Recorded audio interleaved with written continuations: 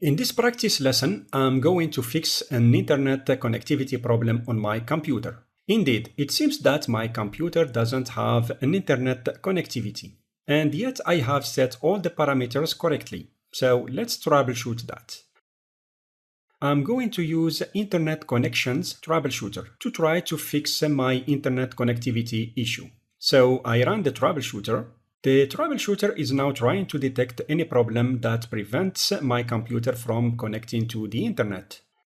The troubleshooter is now asking me to select the issue it should troubleshoot. I'm going to select the first option, troubleshoot my connection to the internet by trying to access the Microsoft.com website.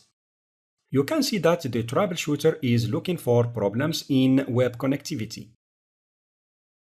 Now looking for problems in network configuration, network adapter. It's going fast. Now it seems that the problem is being resolved. It's resetting the Ethernet adapter. Things are going fast again.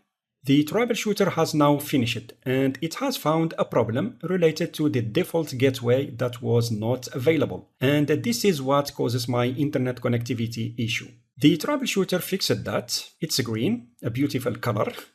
To see more details about the issue and the fix, click on View Detailed Information link. There is more information about the internet connection issue. It shows details about the default gateway and even it explains what a default gateway is.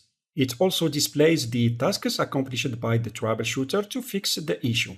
Resetting the Ethernet adapter was one of those tasks that probably fixed the problem. Again, more details here about the found issues. Okay, I close the troubleshooter app and I can see that my internet connection is available again.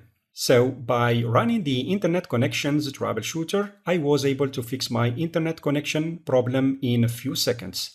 It saves me time and effort.